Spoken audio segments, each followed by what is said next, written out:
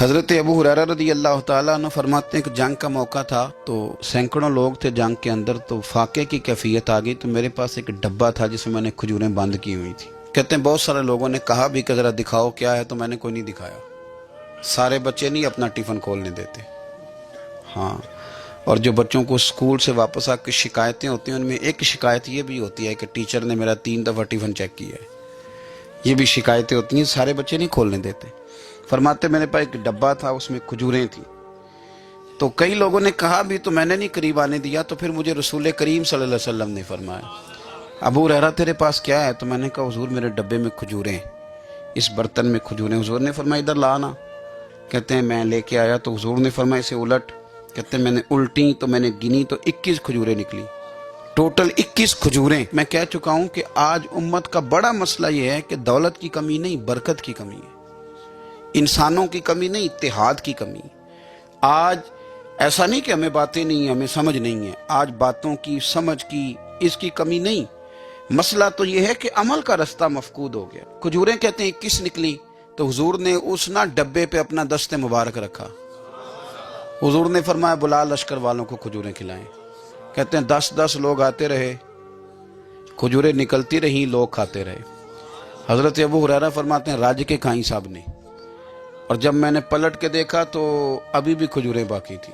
حضرت ابو ہریرہ رضی اللہ تعالیٰ عنہ فرماتے ہیں وہ 21 کھجوریں تھی، اتنے سارے لوگ کھا گئے، تو میں ذرا پلٹ کے دیکھ رہا تھا کہ میرے ڈبے میں کیا رہ گیا، ٹفن میں کیا رہ گیا، پیچھے کیا بچا ہے۔ تو کہتے ہیں جب میری وہ کیفیت دیکھی نا بار بار دیکھنے کی، تو رسول کریم مسکرائے، اور حضور نے مسکرا کے فرمایا ابو ہریرہ پریشان نہ ہو، بس اسے کبھی الٹنا نہ، نکالتے رہنا اور کھاتے رہنا۔ حضور نے دست مبارک لگایا، فرمایا الٹنا نہیں، نکالتے رہنا تو کھاتے رہنا۔ حضرت ابو ہریرہ کہتے ہیں حضور کا وصال ظاہری ہونے تک میں نکالتا رہا، کھاتا رہا، کھجوریں ختم نہیں ہوئی۔ کہتے ہیں صدیق اکبر تخت پہ بیٹھے، وہ لوگوں میں کھولتا رہا، میں کھاتا رہا، وہ ختم نہ ہوئی۔ اب تنگی داماں پہ نہ جا اور بھی کچھ مانگ۔ کہتے ہیں دور آیا سیدنا فاروق اعظم کا، میں نے 12 سال، بتاؤ اس کے نیچے کون سا باغ لگا تھا کھجوروں کا، کون سا وہاں ڈیپو تھا جہاں سے سٹاک آ رہا تھا، بس ایک دست مصطفیٰ ہے نا جو لگ گیا ہے۔ یہ وجود اتنا متبرک ہے، اتنا برکت والا۔ حضرت ابو ہریرہ رضی اللہ تعالیٰ عنہ فرماتے ہیں سارا دور حضرت عمر کا میں نے کھجوریں نکالی اور کھائیں۔ فرماتے ہیں دور آیا سیدنا عثمان غنی کا، 12 سال کے لگ بھگ، 10 سال کے لگ بھگ، پھر وہ کھجوریں میں نکالتا رہا، میں کھاتا رہا۔ فرماتے ہیں حضرت عثمان غنی جس دن شہید ہوئے، میرے گھر میں چوری ہوئی، کیونکہ اس دن مدینہ منورہ میں حالات بڑے عجیب تھے۔ کہتے ہیں چوری ہوئی تو میرا وہ ٹفن بھی چوری ہوا، میرا وہ ڈبہ بھی چوری ہو گیا۔ فرماتے ہیں وہ چوری ہوا تو کھجوریں ختم ہوئی، ورنہ مجھے لگتا تھا کہ قیامت تک نکلتی رہیں گی اور لوگ کھاتے رہے۔ سیدہ طیبہ طاہرہ حضرت عائشہ صدیقہ رضی اللہ تعالی عنہا کہتی ہیں حضور کا نا سر میری گود میں ہے، اور آسمان پہ تارے چمک رہے ہیں تو منظر بڑا خوبصورت بنا ہوا ہے، ادھر بھی چاند چمک رہا ہے، اور سب سے قیمتی اور کائنات کے سب سے عظیم چاند مدینے والے محبوب میری گود میں سر رکھے ہوئے ہیں۔ یہ جو آپ کے سوالات ہوتے ہیں یہ بھی سوچوں کی عکاسی کرتے ہیں کہ بندہ آج کل سوچ کیا رہا ہے۔ یہ سوال کتنی خوبصورتی اپنے اندر رکھتا ہے، اس کو ذرا محسوس کریں۔ کہتی ہیں میں نے پوچھا یا رسول اللہ صلی اللہ علیہ وسلم یہ آسمان کے ستاروں کے برابر بھی کسی کی نیکیاں ہیں؟ یہ سوال ہی نیکیوں کا پوچھا ہے، یہ نہیں پوچھا کہ حضور فلانے بندے کے بارے میں کیا رہا ہے۔ حالانکہ بڑے لوگ تھے نا مخالفت کرنے والے، مکے میں کافر، مدینے میں کافر بھی، منافق بھی، مشرک بھی، یہودی بھی، لیکن جو سوال کیا وہ نیکیوں والا کیا، خیر والی باتیں ڈسکس کریں گے۔ میں نے آج تک نہیں ویسے سنا کسی سائنسدان نے بتا دیا ہو کہ ستارے کتنے ہیں، کسی نے بتایا۔ اب سیدہ عائشہ صدیقہ کا سوال بتاتا ہے کہ حضور کو پتہ ہے آسمان پہ ستارے کتنے، اور یہ جو بندے کی نیکیاں ہوتی ہیں یہ ساری ظاہر نہیں ہوتی، کچھ نفل بندہ چھپ کے بھی پڑھتا ہے۔ اس نے بس میں چڑھتے ہوئے اپنی زبان سے جو اللہ اکبر کے لفظ کہے وہ کس نے سنے؟ لیکن سیدہ عائشہ صدیقہ کا یہ پوچھنا کہ یا رسول اللہ آسمان کے ستاروں کے برابر کس کی نیکیاں ہیں، حضرت عائشہ کا عقیدہ واضح ہو گیا کہ یہ بھی ان کا عقیدہ ہے کہ حضور کو یہ بھی پتہ ہے کہ آسمان پہ ستارے کتنے ہیں، اور اس بندے کا بھی پتہ ہے جس کی نیکیاں آسمان کے ستاروں کے برابر۔ یہ نظریہ ہے، یہ سوچ ہے، یہ فکر ہے، یہ عقیدہ ہے. اور کوئی غیب تم سے نہاں ہو بھلا، جب خدا ہی نہ چھپا رہا، تم پر کروڑوں درود و سلام. اب سیدہ جو سوال پوچھ رہی تھی نا، تو اس کے پیچھے بھی ایک لاجک تھی. ان کا خیال تھا کہ حضور نہ میرے ابا جی کی بات کریں گے. پوچھتی ہیں یا رسول اللہ صلی اللہ علیہ وسلم، آسمان کے تاروں کے برابر بھی کسی کی نیکیاں ہیں؟ تو کریم بھی تو بڑا جانتے ہیں نا، حضور کو بھی پتہ ہے نا عائشہ کن کے بارے میں پوچھنا چاہتی ہیں. حضور نے مسکرا کے فرمایا ہیں نا نیکیاں. تو حضرت عائشہ کہتی ہے میری طبیعت کھل گئی کہ ابھی ذکر ہوگا میرے والد کا اور بات بڑی دور جائے گی اور میں بڑی راضی ہوں گی. بیٹی کا تو دل کرتا ہے نا ایک بار کوئی تعریف کرے اس کے والد کی، تو کہتی ہے ایک دفعہ اور کرو، پھر کہو وہ کیا کہہ رہے تھے آپ، بچوں کو بھی بتاؤ. یہ ذوق ہوتا ہے نا، بیٹیاں وفادار بڑی ہوتی. حضرت عائشہ صدیقہ رضی اللہ تعالیٰ عنہ کہتی میں کھل گئی، یا رسول اللہ واقعی کسی کی نیکیاں آسمان کے ستاروں؟ کس کی؟ فوراً ان کا خیال تھا حضور سیدنا صدیق اکبر کا ذکر کریں گے. تو حضور مسکرائے، فرمایا عائشہ آسمان کے ستاروں کے برابر نیکیاں میرے عمر کی ہیں. عمر فاروق کی نیکیاں ہیں آسمان کے ستاروں کے برابر. اب وہ جو ذہن میں سوال چھپا ہوا تھا وہ زبان پہ آ گیا، جو پس منظر میں تھا وہ زبان فوراً بولی کہ یا رسول اللہ صلی اللہ علیہ وسلم، اگر آسمان کے ستاروں کے برابر عمر کی نیکیاں تو ابو بکر صدیق کا کیا حال ہے؟ میرے والد کی بھی تو بات کرے نا. اب حضور مسکرائے، یعنی اس بات کو سمجھ گئے کہ عائشہ کہاں لانا چاہتی تھی، پتہ تو پہلے تھا. اب رسول کریم علیہ السلام نے فرمایا عائشہ آسمان کے ستاروں کے برابر نیکیاں ہیں میرے عمر کی، لیکن ابو بکر کی زندگی کی ایک نیکی عمر کی ساری نیکیوں سے بڑھ کر. ابو بکر کی تم کرو نا ان کے 12 سالوں کی خلافت کا ذکر کھول کے کرو، تم جناب عمر کے قوانین کی بات کرو تو کھول کے کرو. تم کہو کہ حضرت عمر نے انقلاب برپا کیا تو بالکل کیا. تم کہو کہ سیدنا فاروق اعظم رضی اللہ تعالیٰ عنہ نے دنیا کو امن کا، سکون کا، غیرت کا، جہاد کا، شوق کا پیغام دیا تو بالکل دیا. لیکن فرمایا یہ ذہن میں رکھ لینا کہ عمر کی ساری زندگی کی نیکیاں ایک طرف اور صدیق اکبر کی ایک نیکی ایک طرف. ایک نیکی وہ شارحین نے باتیں کی ہیں، وہ کہتے ہیں یہ جو حضور نے نیکی کی بات کی ہے تو یہ غار ثور والی نیکی ہے. غار ثور والی وہ جو 3 دن اور 3 راتیں جناب صدیق اکبر کو موقع ملا نا بٹھا کے اپنے محبوب کو، اپنے حضرت عبداللہ ابن عمر رضی اللہ تعالیٰ عنہ بیمار ہو گئے، شدید علیل تھے، طبیعت مبارک میں کمزوری آ گئی، کچھ کھانے کو دل نہیں کرتا تھا. گھر والے بار بار کہتے کچھ کھا لیجئے کچھ کھا لیجئے، نہیں کھاتے تھے. بالآخر حضرت نافع آپ کے غلام تھے، ان سے کہنے لگے کہیں سے مچھلی مل جائے نا تھوڑی سی میں کھاؤں گا. تو کہتے ہیں میں سارے مدینے میں ڈھونڈتا رہا، مچھلی نہ ملی. اگلے دن بھی ڈھونڈی تو نہ ملی، تیسرے دن بھی ڈھونڈی تو نہ ملی. تو فرمانے لگے یار بس چھوٹی سی خواہش ہے، کوئی فرض نہیں ملتی تو رہنے دے. کہتے ہیں چوتھے دن مچھلی مل گئی، میں 1.5 دینار کی مچھلی لایا، لا کے حضرت عبداللہ ابن عمر رضی اللہ تعالیٰ عنہ کے سامنے جو مچھلی رکھی تو آپ نے لقمہ روٹی کا توڑا تھا، مچھلی کو لگانے لگے کہ دروازے پہ فقیر نے آ کے آواز دی کچھ کھانے کو دو. تو حضرت عبداللہ ابن عمر نے روک لیا اور ہنسے. کئی دفعہ دے ہم بھی دیتے ہیں پر ہمارا چہرہ دیکھنے والا ہوتا ہے، اتنے ہم غصے میں ہوتے ہیں دے دیتے ہیں، لیکن جو سلوٹیں ہوتی ہیں نا چہرے والی وہ گنی نہیں جاتی. ہنسے، فرمایا دیکھو میرا اللہ کتنا کریم ہے، وہ مجھے بچانا چاہتا ہے، اٹھا بار دیا جا کے. تو خادم اب حکم کا پابند تھا، وہ لیت اللہ اللہ تو کر نہیں سکتا تھا، وہ گیا اور جا کے دے آیا. فقیر جب سارے محلے سے آٹا اکٹھا کر لیتے تو پھر ایک جگہ جا کے بیچتے بھی ہیں. دے آیا، وہ 2 گلیاں آگے گزرا تو میں پیچھے دوڑا گیا. میں نے کہا سچ بتا کھانی ہے کہ بیچنی ہے؟ وہ کہنے لگا جو بھی سبب لگ جائے کر جاؤں گا، آپ نے دے جو دی ہے. تو کہتے ہیں میں نے اسے کہا کہ یہ 1.5 دینار کی میں نے خریدی تھی، اگر تو 2 دینار کی مجھے بیچ دے تو آج کل مچھلی مدینے میں مل نہیں رہی تو میں اپنے آقا کو دے دوں گا، وہ یہی کھائیں گے، بیمار ہیں. تو کہنے لگا جی بسم اللہ، مجھے کیا اعتراض ہے، 2 دینار مل رہے ہیں، 1.5 کی مچھلی، اور 1.5 کی بھی کسی نے نہیں خریدنی تھی، اب تو پک گئی. فرماتے میں نے 2 دینار اس کو تھمائے، وہ مچھلی اس سے خریدی اور خرید کر کے میں لا کے حضرت عبداللہ ابن عمر کے سامنے دوبارہ رکھی. تو فرمایا یہ کیسے آ گئی؟ میں نے کہا حضور 1.5 کی خریدی تھی اور پھر فقیر کو دے دی، اب اسی سے میں 2 دینار کی خرید کے لایا ہوں، آپ قبول فرمائیں. تو فرمانے لگے تم نے اچھا نہیں کیا، اب اس طرح کرو 2 دینار بھی اسے دے اور مچھلی بھی واپس دے آؤ. عرض کی حضور کیوں؟ فرمایا تم نے قرآن نہیں پڑھا؟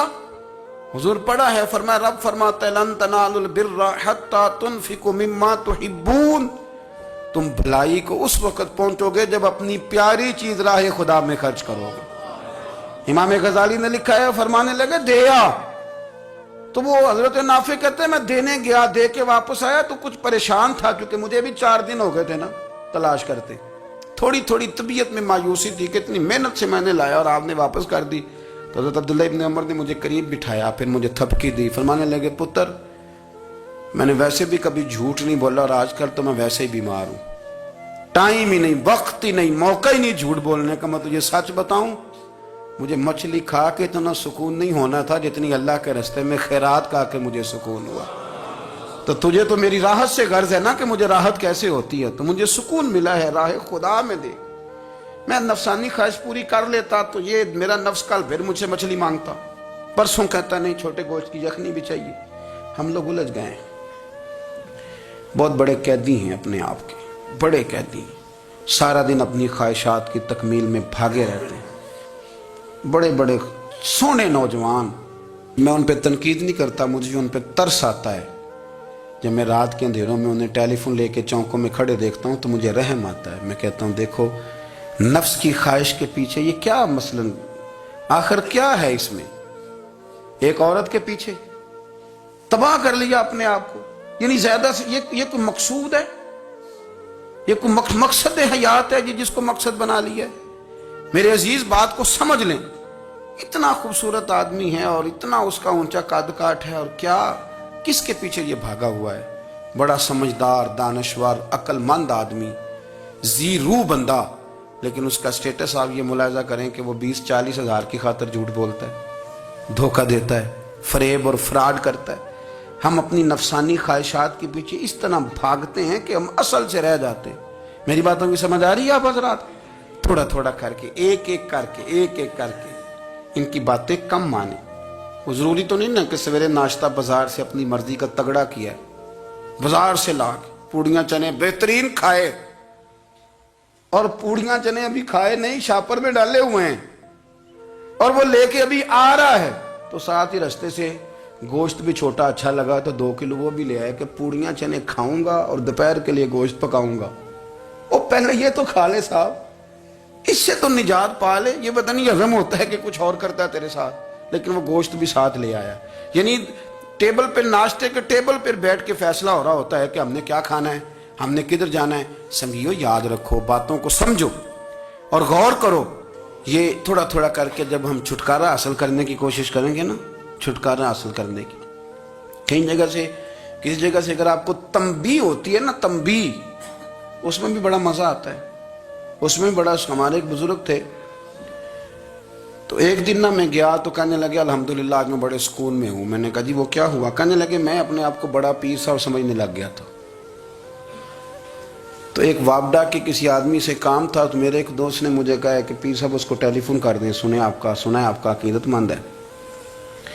میں نے اس بندے کو ٹیلی فون کیا تو کہتا پیر صاحب میں عزت آپ کی بڑی کرتا ہوں پر یہ کام نہیں ہو سکتا۔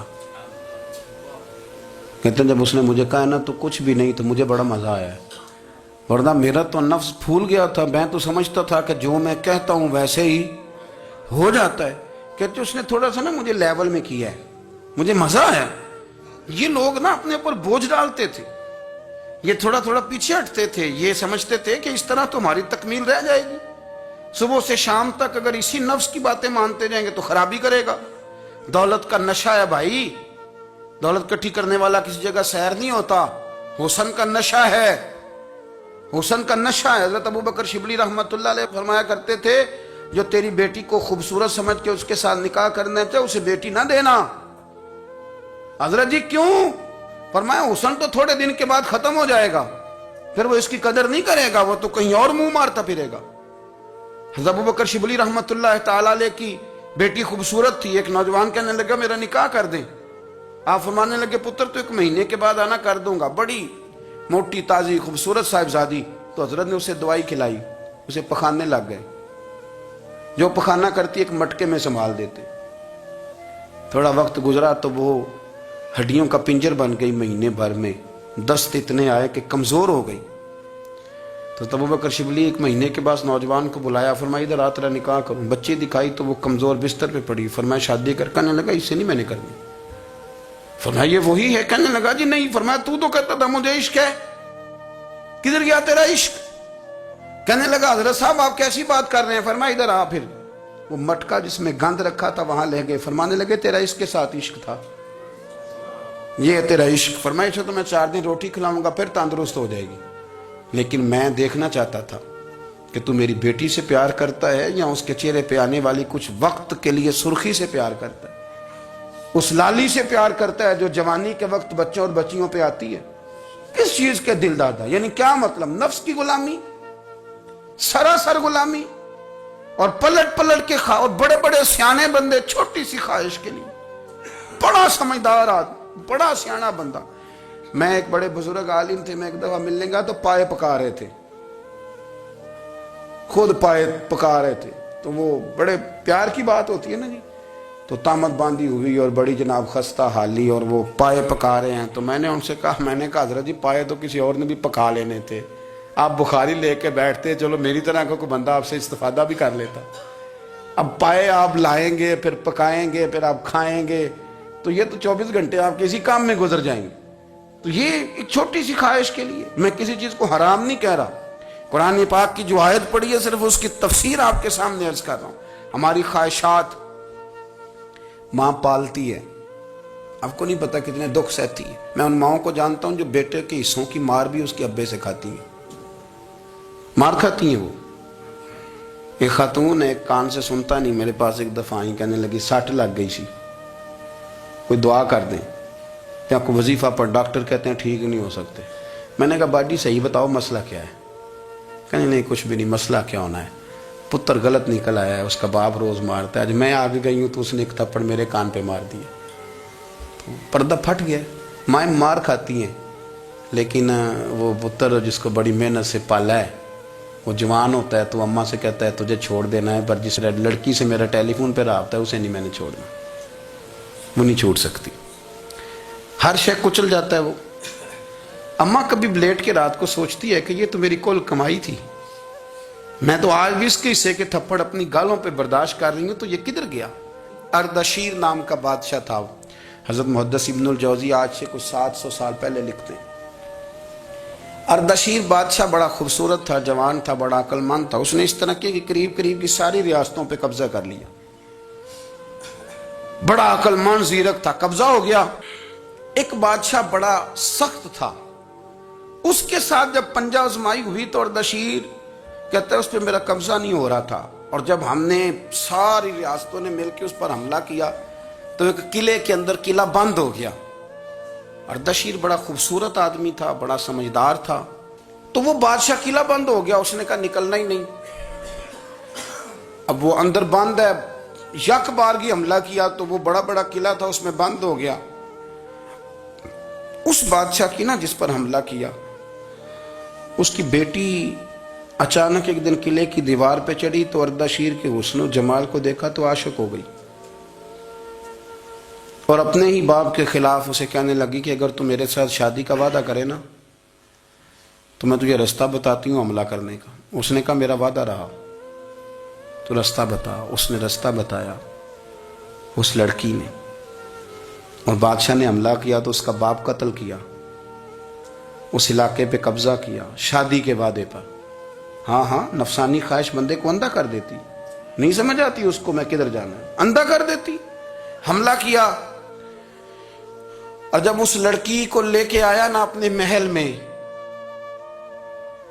تو پہلے دن شادی کی پہلی رات تھی، تو بستر بچھایا کنیز نے، تو وہ کبھی کروٹ ادھر بدلتی کبھی ادھر بدلتی، تو بادشاہ کہنے لگا کیا ہے؟ کہنے لگی بستر میں کچھ ہے مجھے تکلیف دے رہی۔ اس نے چراغ جلائے اور جب بستر اٹھایا تو ایک اتنا سا دھاگا نکلا، دھاگے سے عموماً تکلیف نہیں ہوتی، تو اس نے کہا تو اتنی نرم و نازک ہے کہ دھاگا؟ کہنے لگی میرا باپ نا میرے ساتھ اتنا پیار کرتا تھا کہ روز میرا بستر بھی خود بچھاتا تھا، اور اس نے آلہ رکھا ہوا تھا، وہ ناپتا تھا کہ کوئی پایا اونچا نیچا تو نہیں، میری بیٹی کا بیلنس سوتے وقت خراب نہ ہو جائے۔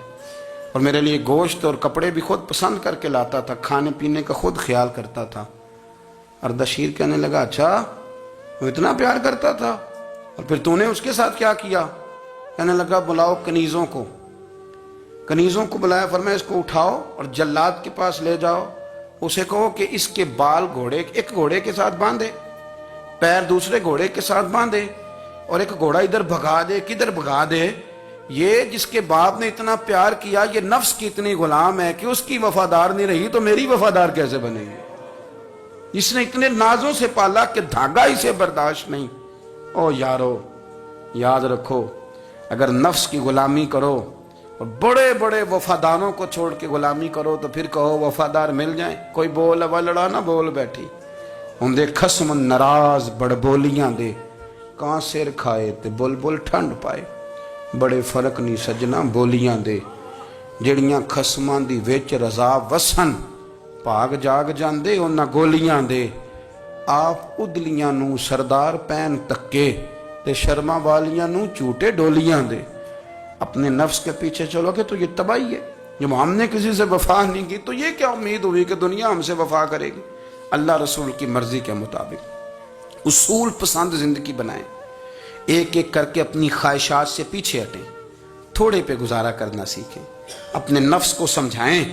ضروری نہیں کہ روٹی ہر وقت مزے کے لیے کھائی جائے، کبھی کمر سیدھی کرنے کے لیے خشک روٹی بھی کھا کے دیکھو، کبھی سادہ کھانا اس پہ بھی اکتفا کرو، کبھی تھوڑا کھر کے اچھے طریقے سے سادے کمرے میں بھی اللہ کو یاد کر کے دیکھو۔ نفس کے پیچھے نہ بھاگیے گا، تباہی کرے گا۔ رب کریم سمجھنے کی توفیق رفیق عطا